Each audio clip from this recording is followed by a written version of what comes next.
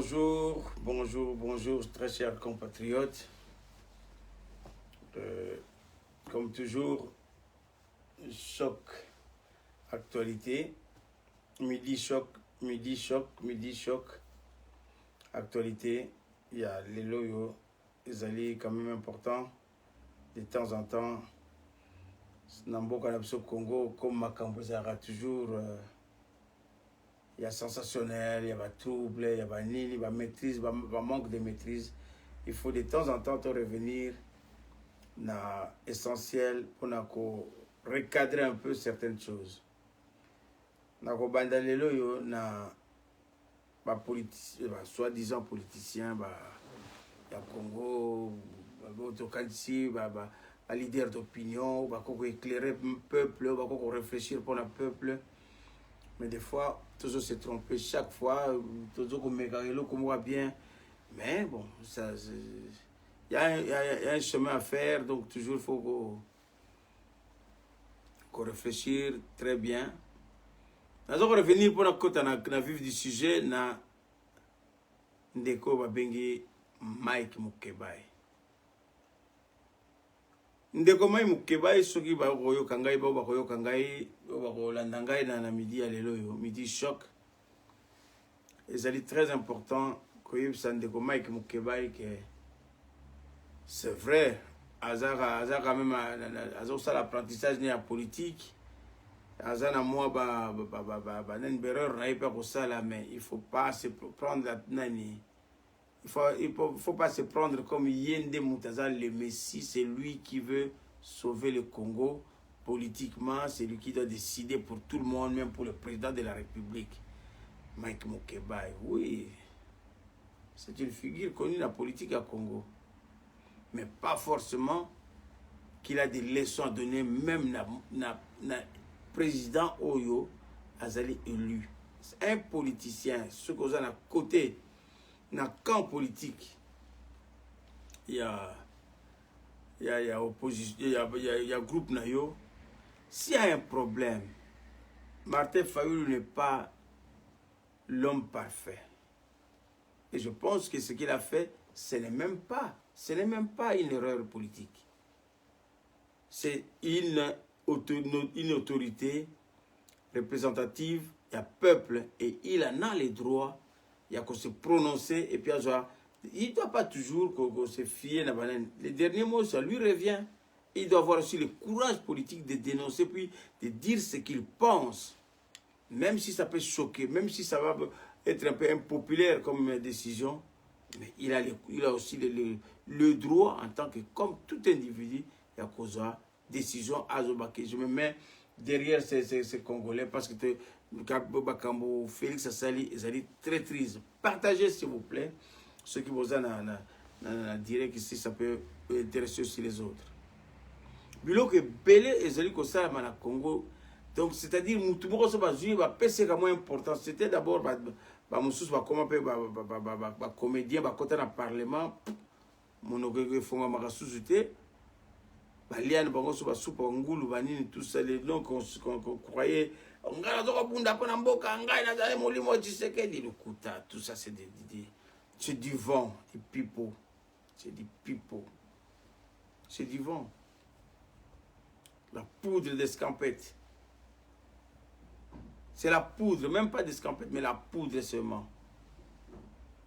Pour de perles pimpin donc babiloko bilobe la ba Mike Mukebai na équipe na bango nyonso wana tout parce que basomba bango na ba groupe moko ba futa bango mama balara bango la koma ngai na lobela peuple na za molobeli ya peuple na za boye ba téléphoner ngai émotionnellement. Un homme politique doit réfléchir, doit aller consulter son leader et de partager, échanger profondément. Parce que ça engage tout un État, ça engage toute une stratégie politique. Il faut aujourd'hui temps. Fayulu, d'abord comme élu du peuple. Ce n'est pas tant. Beaucoup ami, mais il est élu. Il y a peuple congolais. Fayulu n'est pas Fayulu parce qu'il est Fayulu. Fayulu est élu démocratiquement par le peuple pour un mandat de 5 ans. Ça a assumer responsabilité. Félix, appelez chaque chose à son nom. Ngara s'en prendre mais j'aimerais bien tous les gens qui ont réagi émotionnellement bataban dondo ba fingi biso ba yaka ba fingi muyaka te muyaka eza kolo na biso il faut être fier ko so ba mungala est-ce ba fingi yo est-ce ba mu Congo ba fingi yo so ba mu Swahili ba fingi yo ou bien so ba muyaka ba fingi yo te. Moïbi net Félix Tshisekedi, un grand voleur, un tricheur, un malhonnête. Ozobenge président. Président Yanan. Et puis les gens les soutiennent aussi. Quand moi, groupe Mouro, il y a un fan club, il y a Kabeyaka Mwanga, ça la clique, pour pouvoir finga, pour finga. Et puis les bandes se taisent. Il faut pas penser à la tête que tu as même quelque part. Ce n'est pas un soutien par Fayoulou, parce que on le soutient parce que c'était un président élu démocratiquement. Il mérite un respect. Aza président, il y a respect. Aza, il y a Bouzobate, parce qu'à Kendeko Solana, il y a PPRD qui est congolais et qui ne partage pas ma valeur. Il y a Mouyib, il y a PPRD. Il peut faire des erreurs comme tout le monde en fait.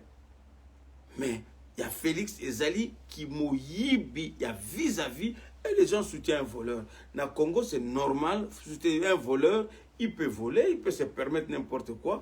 Voilà, parce qu'il est dans le niveau, tout le monde va les tirer les bottes. Voilà, c'est comme ça. Kamere est un grand Moyibi. Et tout le monde va, ouais, non, Azalanen, Azoko. Mais, Tozo Kende Wapi, Tozo Kende Wapi. Et un monsieur comme Fayoulou qui est honnête. Je ne dis pas qu'il est parfait.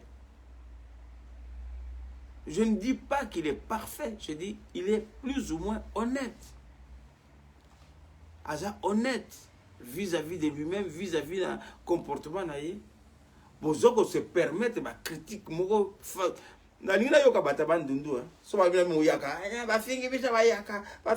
Fayoulou qui est le vôtre, même si se déclare quinois, comme tout quinois qui se croit peut-être dessus, banane, tout ça, ça aussi c'est sa folie, hein? Tout le monde a ses erreurs. On peut le comprendre.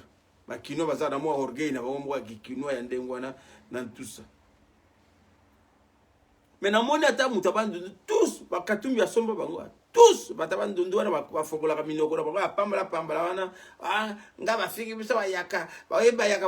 tous achetés par Katumbi. Moutabandundu a solo, il y a honnête, il y a bien, il y a nani, qu'on le veuille ou non, on peut critiquer, on en critiquera toujours.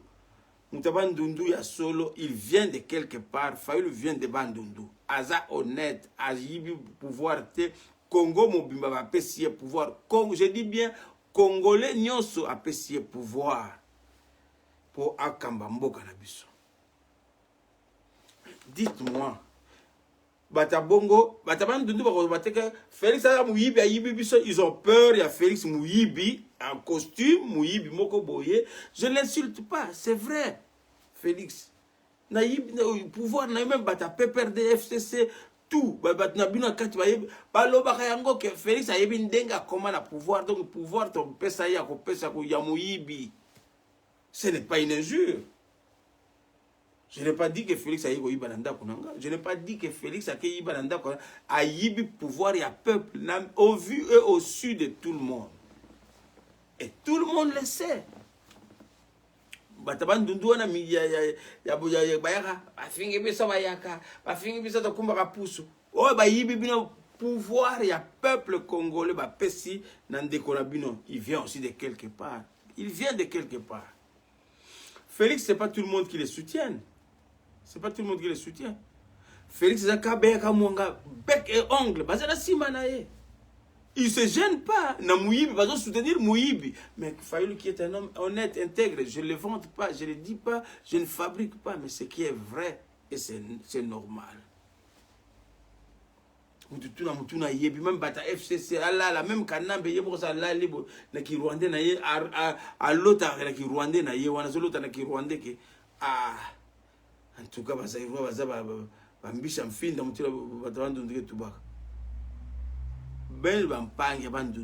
réveiller, il faut aller à l'essentiel. Vous devez réclamer ce pouvoir-là. Ils ont pouvoir à Bataban Doundou, ils ont pouvoir à Congolais. Donc, c'est-à-dire, on a donné quelqu'un qui vient de vous, de chez vous, parce qu'il travaille bien, parce qu'il est honnête, parce qu'il le mérite. J'aimerais bien entendre Bataban Doundou. Il ne faut pas venir m'envoyer de vos postes là, il y a la con, moi qui a attendu le biso bayaka. Mais ça c'est des conneries, c'est des. Et puis Bataban Doundou à niveau, donc je ne sais pas, bazar à niveau ni Bataban Doundou à niveau. Bataban Doundou à niveau, on a mis tout dans Bataban Doundou bien bazar. Tout le monde, le populisme, c'est ce qu'on appelle le populisme. Le populisme, faire pour bluffer le Bandundu, non, Ngai n'a commis, n'a leader politique, n'a leader d'opinion, à gofinga Bandundu, ça c'est du populisme. Arrêtez ça. Des vraies personnes courageuses. On va benga qui ont la niaque quoi. Donc aïe penza à Fayoul c'est les ceux qui n'ont yo kamutaban pouvoir a Fayoul, on doit le rendre le pouvoir. Bataban Doundou, ceux qui bomoni, il vient aussi de quelque part, c'est une humiliation pour qu'on ne peut pas tout accepter. Si Fayoul n'avait pas été élu, je peux comprendre, ça ne sert à rien pour insister, c'est normal, il va passer pouvoir dans Moutazu. J'ai soutenu Étienne Tshisekedi Wamulumba. Pour votre propre gouverne, je vais vous dire que Ngai na Suisse a ou place Nazali, casier judiciaire Ngai, tout na gauche droite, to kendaka na ambassade ya Congo na Suisse, to kotaka, do babenga dommage à la propriété, to kendeki kokota poto soutenir nani investiture ya Etienne Tshisekedi na 2011. Bisonga parmi Batouana. Parce que je ne suis pas de Kassai, je ne suis pas d'un Congolais. À mon avis, il pouvoir Etienne Tshisekedi, il a les droits. Kanam baza Mouyibi, Azaki voleur. Et la même chose, je reviens pour dire, Félix Tshilombo, c'est un voleur, c'est un tricheur, un malhonnête. On ne peut pas continuer toujours à soutenir un malhonnête, un voleur, un tricheur. Car président de la République, quel respect? Respect ni bon PC. Respect ni. Vous allez quand même rationnel na raisonnement na bino. Faut pas commencer à salir Moutunet Maï Moukeba Robima. En face le président de la République, c'est qui Mike Moukeba? Le président de la République, c'est Martin Fayoulou. Un minimum de respect. Aux gens à président avec tous les respects, il va vous recevoir à Kokutana. Vous allez débattre politiquement pourquoi cette décision, pourquoi ça a été dit, pourquoi ceci, et tu vas comprendre après. Mais ça c'est du n'importe quoi, Moukebaï. Chaque jour, vous avez prouvé que niveau na bino encore na balacune, bona balacune belé politiquement. Vous avez nene belé ba difficulté belé comme nous petit langa Zakari des fois kendo me capé politique à monique et l'équipe bilanga na passe ya. Azongi na journalisme bien atika ka ba côté wana l'équipe bilanga na passe. Parce que politique va sala ngo motema moto te fozala.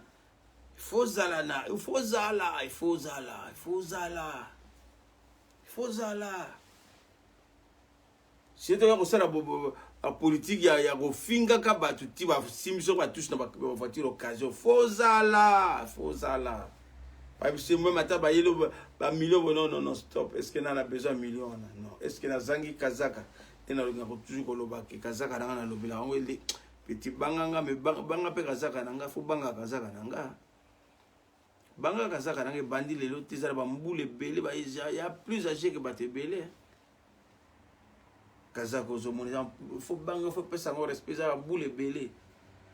Wa ko corrompre ngai na ba mo ba miette na bino na po na ne sombani.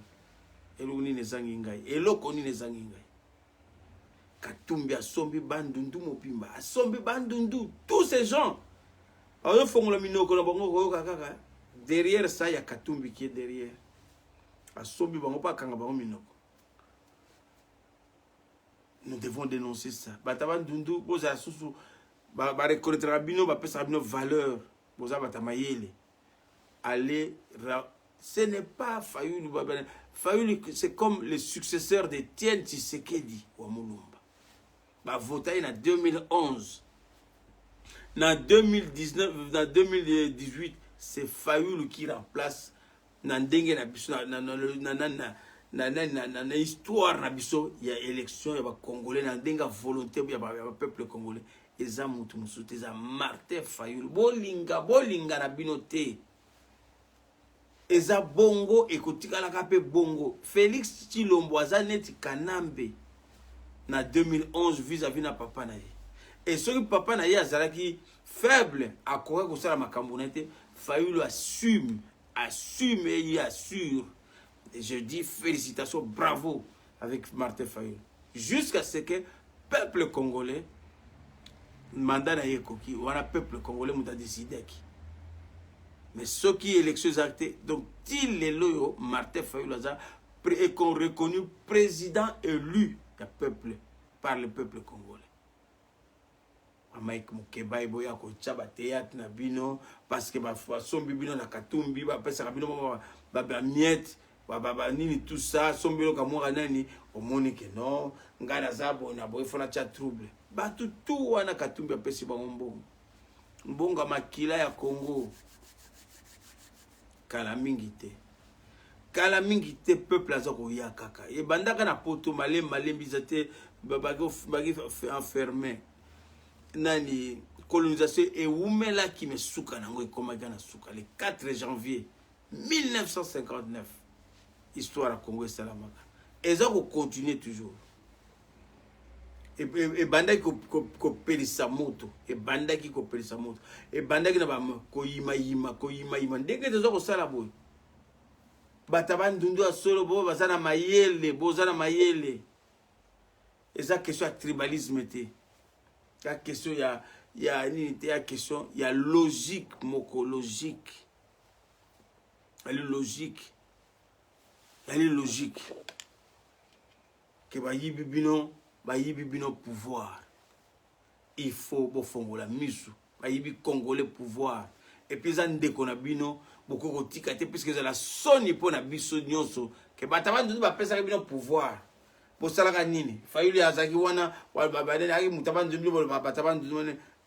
revenir dans un raisonnement normal. Moyibi bazo kumisa ye bozo mona normal. Bon mutazana pouvoir à solo peuple a pesa qui est. Responsabilité bandu kozala la kati. Ceux qui bino bozo bangote batabandu. Ceux qui bino bozo ko ignorer yango. Un jour ba pesa kan de bino pouvoir.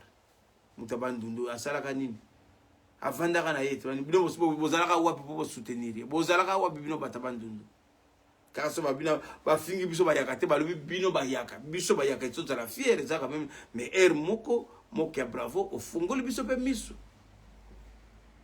te ba pour que buzo bana biso pe to bana ko analyser côté ni de ça mabe côté ni de zo continuer à bien côté ni de zo ça mabe merci Thierry Wayemba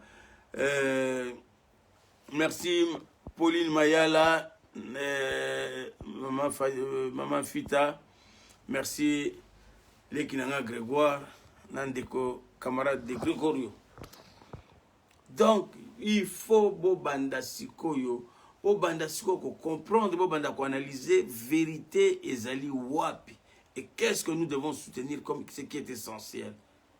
Batabandundu, nanga na sengi na batabandundu waza raisonnable. Oya koluka tindela ngai vidéo que nous ba yiba pouvoir ya Martin Fayulu puisque aza pe na famille na ye auta original bandu aza ayibité ndeko na bino ayibité ba kinois o ba benga biso ta ba kinois ba yibi kinois pouvoir bino ba kinois kinois na bino ngo kaka ndenge mona batabandu kinois mo ya ba faible Kinois faible mokobo. Pourquoi pas kozalana bolamuka boloba non un Kinois qui a eu il faut avoir pouvoir na ye apesa yango akanga kanambe biso ba Kinois to na sima na ye Ma quinoa kaka ba pese moi boki moko boye. Après le bâtir poison mbeka na mobile ya ex mosi ya JB. Aleki bango aloleka bango mobile ya ex mosi ya JB wana. Azoleka bango neti basoso. Azoleka bango basoso na biso no ni britannique bana ni britannique bana matete. Bana ya luyalo en tout cas oleka te. Ekoleka te. Ekoleka jamais. Moi non ni britannique oleka ye moto oleki moko mibale misatu. Boniko. Na petit moko boye sans esprit après azwaka momi ya ex mosi ya JB malamoko boboni ka malamoko donc akomi gangi pona te boniko bozo kitabo. Poni bozo kitabo. Poni bozo kitabo.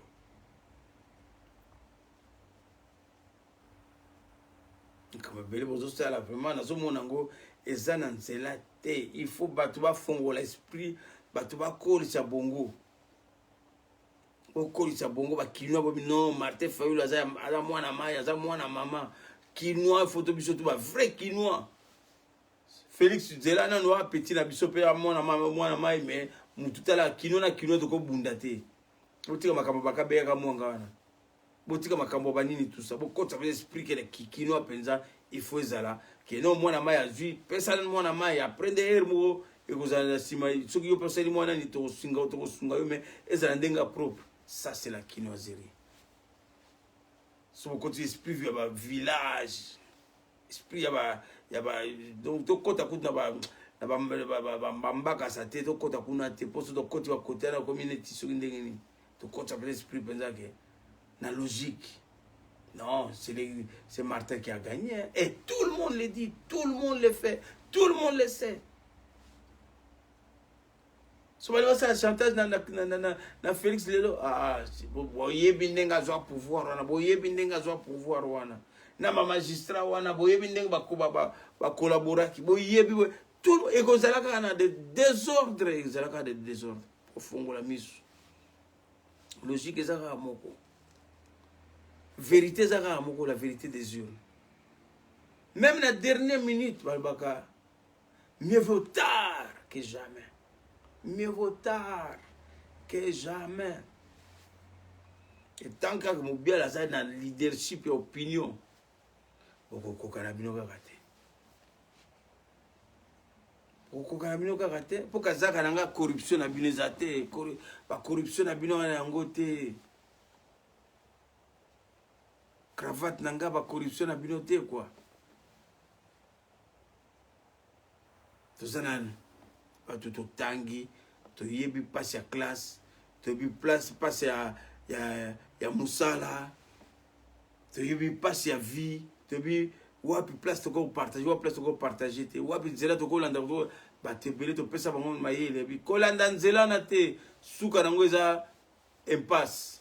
Alanda pe ba kotana nango mbala moko. Blocage. Bloca boma kabenga broka boma donc mutakomi ti moko faible alemba mbala moko aleka mokoka po abeta niembes Cléboa, véritable Cléboa. Ngara moi non ni britannique, pas non ni britannique toujours et Makiala. Les Jurassiens, les boss de bien, les boss de bien, les Vemazeko. T'as la logique to memi, même Bana Kabeya Kamwanga, Balandi combat, évêque Mukuna, l'esprit a bien, évêque Mukuna nazo soutenir combat wana, toke de la logique wana. Yo pe osana ba faute na yo, mais osali moi pas. Mieux vaut tard que jamais avec Mukuna. Mieux vaut tard que jamais. Tozala nzela mukuma avec Mukuna. Tozala osana musika yo sala pembeni parce que yo zala kipe au bénéfice kipe na aura ya nani mais au comprendre ngo beti chita sima. Félix abeta chita sima. Tokolongola étiquette wana muyibi. Ezala ka seko côté. Tokolongola étiquette ya malhonnêteté. ils ont assez côté côté. Ce qui se repentir. Mon soumuki, à comme rappel, mon tapé bopeto. Parce que à se repentir, pardon, et l'andier, tout qui est dans la malam. Mais ce que qui est un désordre, un boulouillé, pour partager une idéologie. Politique, il faut un courage. Martin Fayulu a un courage. Pour comprendre toujours ma grande pensée, ma grande visionnaire, ma comprendre toujours. Tout ça, l'erreur, on a été Mandela, va comprendre. Mandela, quand tout le monde a Mandela, grand prêtre, ma grand prêtre. À s'appuyer dans Zulu. Mandela, Mindele, ba yela, ba paquet habité. Toko solo là, mais il faut bien botika ma belé na biso moko. Ba tikela bango ma belé. Ba tikela bango ma belé wana ti Mandela a tie siko ba ndekone lelo yo, ba ndekone ba tikala mpifo na ndenga kimia ezoko continuer. Ba erreur za nango mais nzele za malamu. Ba grand prêtre, ba grand visionnaire, ba zakabongo. Et Fayulu za visionnaire. Fayulu za na courage ba Mandela. Mais pour comprendre, penser n'était pas bolingi ba mieta mike ba corruption ya pambala ya des ya eloko mogote. Eloko mogote Katumbi okati Moïse, c'est pas Moïse Katumbi ba Congo la kati Moïse Katumbi, da bazo zonet Moïse au Égypte ya nani. Non, Moïse a Bible était. Moïse zaka te posa ba Moïse a corrompre te Moïse a ki mutu ya force le kinanga Jondrine. Tina na Zurich, petite sœur propre, Panza Sango, petit nangaï. Petite Tina de Zurich. Idéologie, yo moko ebika nka, nakata idéologie mubiala yo ebi histoire. Ne luawa, nakata bien, les boss de bien azabe, lever mazeko, bo pesa sango, bo partager. To bangara te, to bangara nzambe, to bangara so batamoki. Moïse ko kazate po ba Moïse azo somba bino na ba primo ka mike ya balara bo balara Congo eza balara bele to ko dame vrai to ko vanda pe bien to ko sala pe musala bien bandi ko paniquer bandi ko kweya banini tout ça net ba nzinzi ezala kate ngai mubiala na pesa na Suisse so bongo ne vérifier casier judiciaire nga beba pour na soutenaka Etienne Tshisekedi tina suka na politique.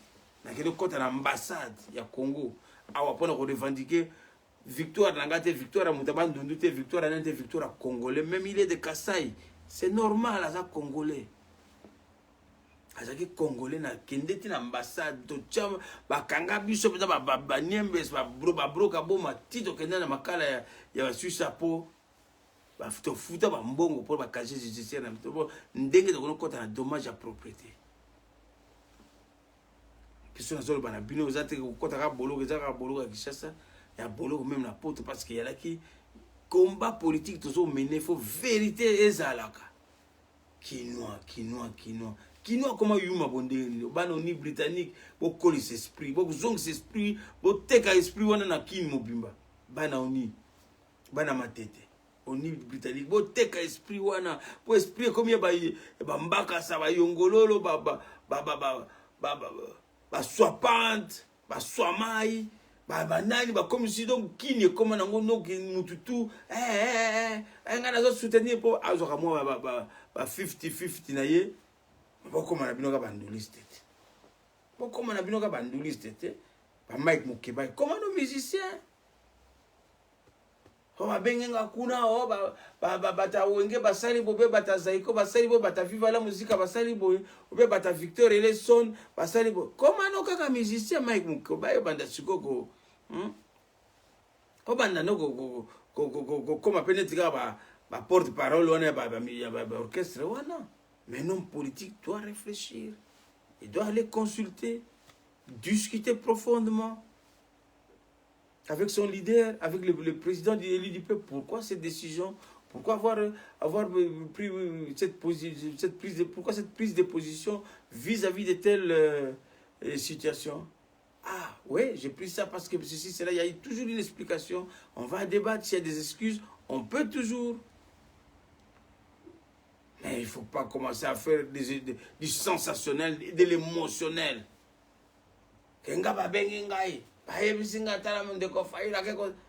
moyibi net Félix moyibi eza kuna fingi yete. C'est-à-dire ça même ya kanambe bango babi Félix Tshisekedi ayebi ndenga komi wana aza moyibi bango na kanambe baza ba miyibi ba bomi ya peuple congolais. Bozo pesa ye respect, bozo pesa bo benge valeur, bo pesa président. Mais finalement na mboka na biso je ne comprends plus rien. Ou bien ngai mutu nazo déconner mais je ne pense pas. Je ne pense pas. Merci Roda Molembi Las Vegas, le boss de Las Vegas qui confirme aussi. Merci pour la confirmation. Donc ce n'est pas comme ça directement balamoko. Papa Wemba lobi biso tout nazo senga na bano ya Papa Wemba sala bano ya Papa Wemba ba ngai ko finga fi bokulte ko Papa Wemba tikela message na lobaka tout le temps tikela message que bato bazoko kotela biso kuna na Rwanda baye mais soki to sangani na monana na ta mutu moko te ya Papa Wemba ba kizoba te kaka baba kaka subo moni kaka oh ba na papa ba zo sale test à champ ba na buzoba bokoti te kaka ndenge bataba ndu ba bengi yo muyaka esa kolo na ngai na sabu nani mundo ba bengi tina za mbunza Roda Molembi nani Las Vegas yozali ngombe yo silika o ba fingi ngango ba fingi yo ngombe te oza ekolo na yozala fier.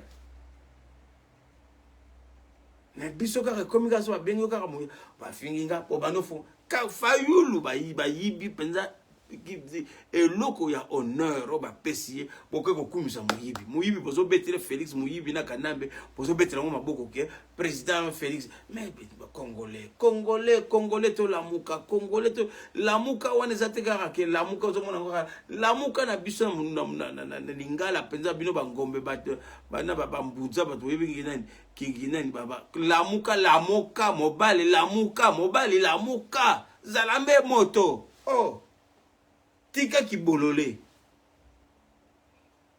Alors tu que ngeri donc ngana bi bata lamuka fayilo za lamuka ba Mike Mukeba bololé donc aza bololé donc so la lamuki tata bololé tika bololé kolanda Mike Mukeba wana te so kaza na fingite na lobi ke soki alamuki te ainde bololé bangala baba lamuka ta bololé tika ye wana moyibi bazo kokomisa moyibi. Je ne comprends plus rien. Les Kinanga Jodrine, merci. Moïse a Bible à Koufa. Azala Moussala na ye. Nous avons appris ça qui est mission. Azala qui kosomba ba Israélite. Azala kosomba ba nanite. Azala qui ndeko biki sabango. Oya biso akomi kosomba bino. Popocha mbilinga ocho soto na kati ya makanisi ya batu bo lembisa batu ndeko bazoko bunda ocha bonani ko bo lina failu po faila zako sala non mais